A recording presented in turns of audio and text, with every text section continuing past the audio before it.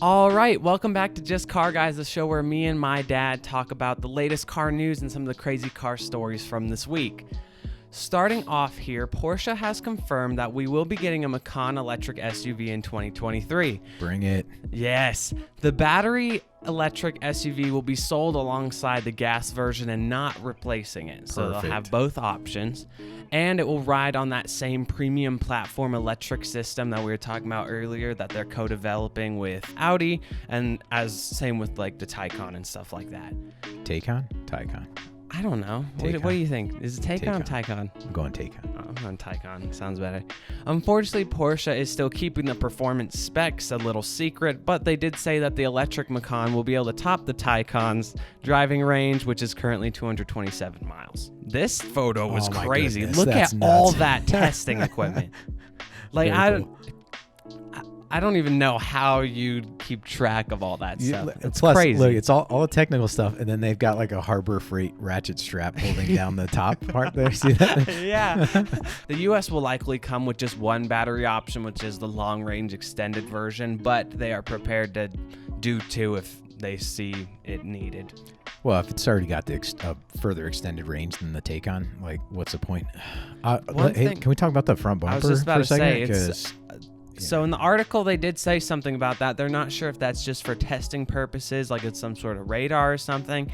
I don't know if I'm a fan of the front bumper hopefully compared to the other ones. It's just like they're just trying to camouflage it. I really hope so. Next here, this is a very interesting one out of the UK. Radford Motors is creating a special line of customized Lotus-based sports cars. So Radford was a coach builder in the UK, famous for specials based on Bentleys and Aston Martins, as well as modifying Mini Coopers with luxury features. And now with names like Ant Anstead and Jensen Button getting involved, the first vehicle will be based on Lotus technology and modified by Radford into a new bespoke limited edition. And that's really all the details we have, but that'll be really interesting. Something about just like a couple of single line silhouette to make you start thinking. It's cool. Yeah, because there's so many ways they could go from just that. Last week, we said something about this, and our suspicions are true. Ford is reviving the Lightning name for their new electric F-150 pickup truck. I think this is perfect. Yeah, that's a good idea. I like that logo too. I think everything about it, I like it. Jim Farley, Ford's CEO, stated in a press release that the new Lightning is even quicker than the original, but that's not really that impressive considering the original did 0 to 60 in 7.2 seconds. More will come out once, of course, the truck begins production around spring of 2022. The original was a cool truck, has a big following, so that'll be great to kind of, although this is a similar thing that we've talked about before, where, the Ford Lightning originally was about like horsepower and the rumble and the speed, and this will have the speed obviously because of electric, but you'll be missing the raw nature of what made it what it was. Rowdy. Yeah. The other thing that, sort of like what we talked about with the Mustang, using the Mustang name. However, Lightning kind of makes sense. It is interesting that they use the T for the lightning bolt instead of the I as an example, or both of the I's, because the T is very similar to Tesla. I don't know. It just you got a point there. That's a good point. unless it was on purpose, right it's like, hey, why not? Even more Ford stuff. I swear every week has just been Ford. They're doing a ton of stuff over there, but the 2021 Ford Bronco has more power than originally reported. The original numbers Ford had released were all estimates, of course, and now after testing and final calibration, we have the official stats. This SUV comes with two engine options, first being a 2.3 liter EcoBoost turbocharged inline 4 and a second 2.7 liter twin turbocharged EcoBoost V6. Starting with the inline 4 pushing 300 horsepower and 325 pound-feet of torque. That's 30 more horsepower and 15 more pound-feet of torque than originally stated. And the V6 will be pumping out 330 horsepower and 415 pound-feet of torque. That's a 20 horsepower increase and 15 pound-feet of torque. Yeah, it's interesting the spread on that.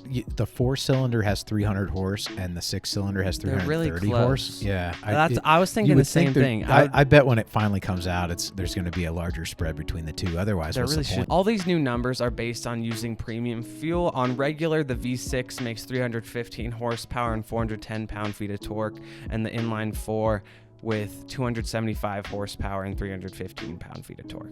It's interesting because most vehicles, they're tuned for a certain octane, and that's the one you need to use. And if you use a different one, it just, I don't know. It's strange that they even suggest using an alternate. It is very strange. So now that does come at a price. The inline 4 has a combined miles per gallon of 17 to 21. V6 with a combined miles per gallon of 17 to 19. What's the point?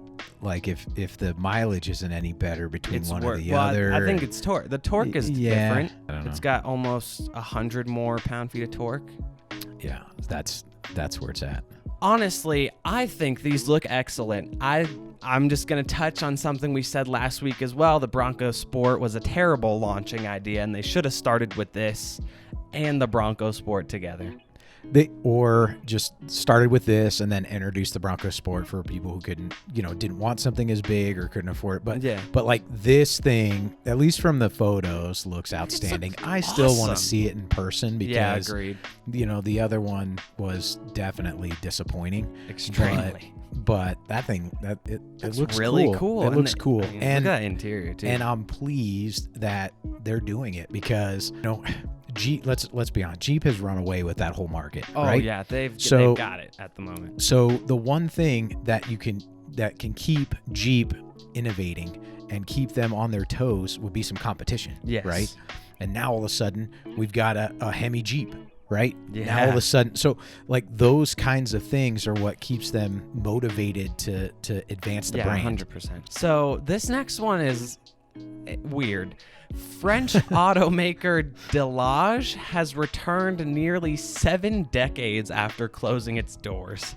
The Delage D12 has a 7.6-liter V12 engine pushing 990 horsepower at a violent 8,200 RPM.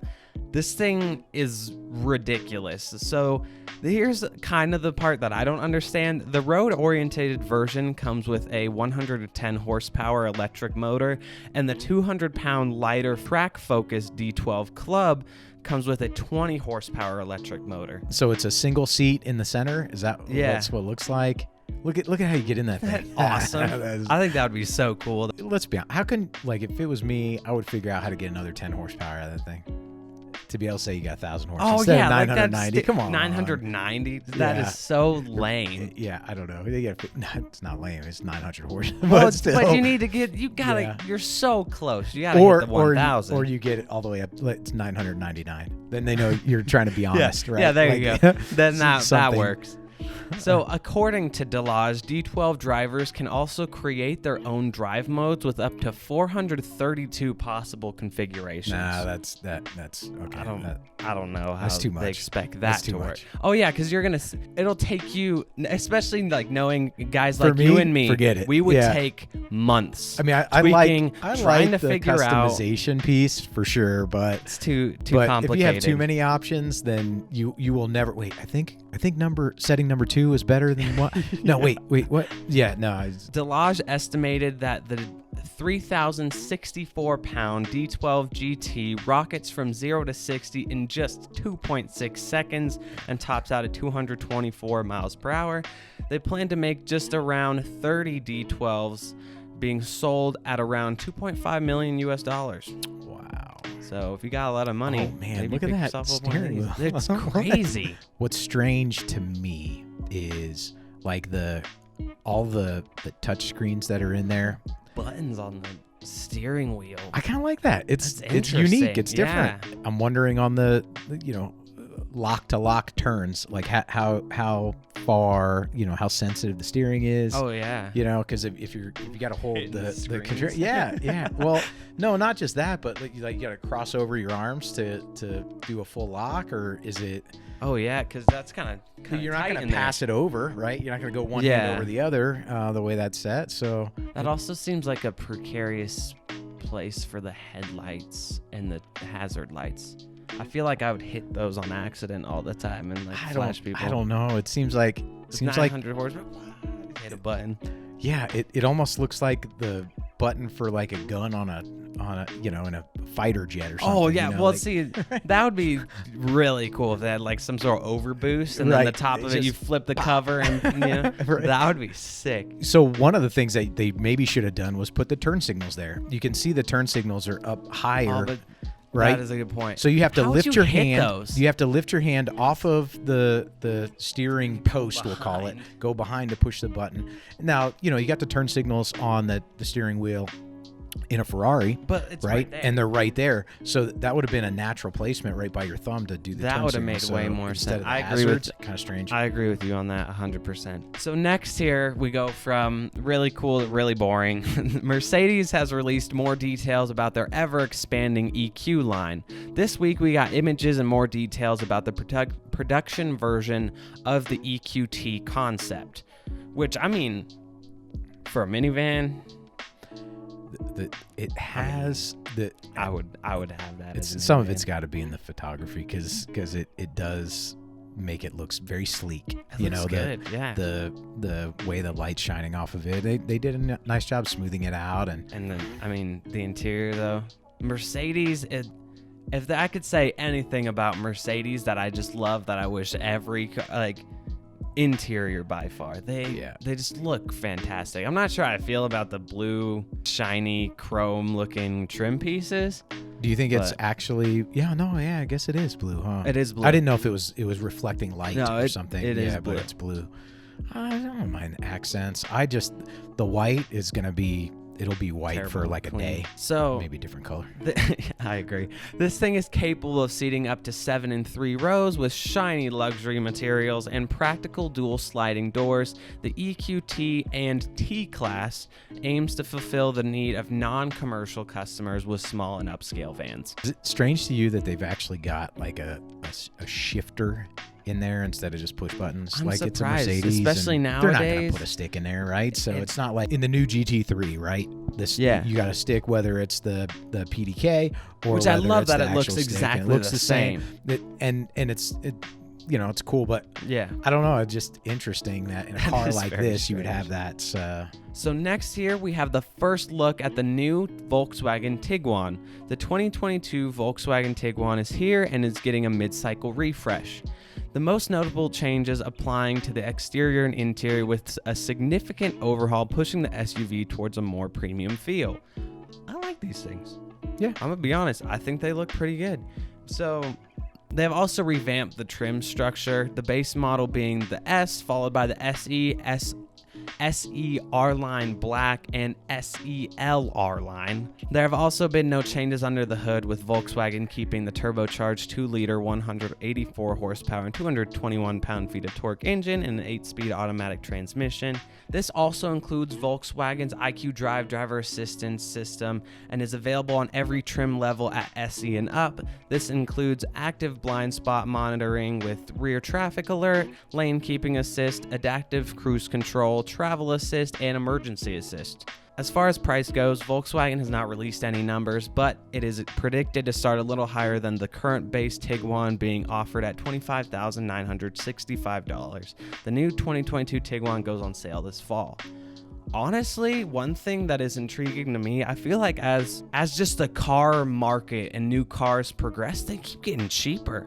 Yeah, that thing starting at 22 or 25 for the more like 26. That's pretty good. Yeah, it is good. I wonder how many are actually sold at that price, because probably none. They just option the heck out of things, and then you're in the 35 range before you know it. I like this interior though. I kind of like really good the two-tone seat. I don't know if you noticed that. Yeah, I did. Yeah, that's maybe taking some inspiration from their other brands. Yeah. Well, hey, it does. Audi, it does give that. a feeling of like the Audi Q series. It really, it does. I mean, probably. I'm pretty sure they might be built on the same platform. Yeah. So last week we saw the 2022 Toyota and Chevy NASCARs. Now we get our first look at Fords. There you go. Yeah. Like the changes to the other cars, the next-gen Racer features styling that makes it look much more like its production sibling, while also being redesigned and future-proofed, potentially allowing hybrid or electric powertrains in the future, while also being hit with the same changes as all the others, like going for bigger 18-inch wheels and with a center lock and a fully symmetrical body shape. Interesting. Pretty cool. It is cool. I like them. Yeah. I like seeing it because, again, like we talked about before, there's a good possibility of like a race spec version being available for street use. So awesome. Again, more Ford news. It doesn't stop, I swear. I mean, I'm all great. for it. It's pretty cool. Ford is planning a software update to make Amazon's Alexa virtual assistant a built-in feature for 700,000 Fords in the US and Canada. Alexa integration will be starting this fall with the 2021 Ford F-150 and Mach-E. Notice how I didn't say Mustang because it's not a Mustang. Followed by the 2021 Ford Bronco when it goes on sale, and also the Ford Edge and Ford Super Duty pickup truck, with Alexa eventually rolling out across the entire lineup within a few years. Ford is planning to do a ton with these over-the-air software updates, constantly improving and adding features to cars that are already on the road, as well as being able to fix your car without needing to visit the dealer. So I think these over-the-air software updates have a real potential because it means they can kind of, it's almost like DLC for video games. Right. They could be like, hey, you know what? Let's give everybody some fun new features. They could just do it, and then all the cars just sit for maybe an hour or two. I don't know how long the software updates actually take, as long as you're connected to the Wi-Fi, and then your car can do something that it couldn't do before. Yeah, I wonder at what point, and maybe they have it, because we don't really have any vehicles that have that level of technology right now, but do you have the option to upgrade the size of your memory or things like that? Because at some point, Tesla released, here's an example of, Tesla's been really kind of pioneering of course, I think you've seen like the one where they did the Christmas update and your Model X dances. They like released an update for I think it was expensive, but you could buy it and increase your car's performance. Stuff like that. Obviously, it should come from the dealer with that performance, but still. No. Those things are, that I agree with you completely that is a great option. I do think that just like the rest of technology, as they come up with bigger, better downloads, you need more memory. And they're only going to have so much that's in the car to start with. So I wonder if there are options to, especially put in a new memory stick. They're already even partnering with Amazon, Amazon Web Services. That's their huge cloud data center. Yeah, how can you plug in an external drive so that you can hold more info, or whatever. I'm sure they're figuring something out, but I really like what Ford is doing with this. I think it's extremely, and it provides value for you. So you buy a Ford, and then they could even say, and you'll get 5 years of improvements and features, kind of like video games. Like, hey, you buy this video game and we promise we'll continue to develop it for 5 more years, and we'll add new features, new cool stuff to it. I think that's awesome. Exactly. Yeah. Next one is another interesting one. Tesla is no longer accepting Bitcoin as payment. So after buying $1.5 billion worth of Bitcoin earlier this year, this may come as a surprise to you. But due to concerns about the carbon footprint and how much energy is used to mine Bitcoin as well as process transactions, Tesla has announced they won't be taking it as payment until the emissions potential goes down. At the same time, they do not intend to sell what they have, as they still want to use it for further transactions, which is interesting. That's a big move as far as it goes with the move towards cryptocurrencies and stuff like that online. This is a car podcast, so we're not going to get too much into that, but very intriguing. All right, with that is it for today's episode. Make sure to hit that like button, subscribe, check us out on Twitter, Instagram, and TikTok. And with that, we'll see you next week. Thanks for your time.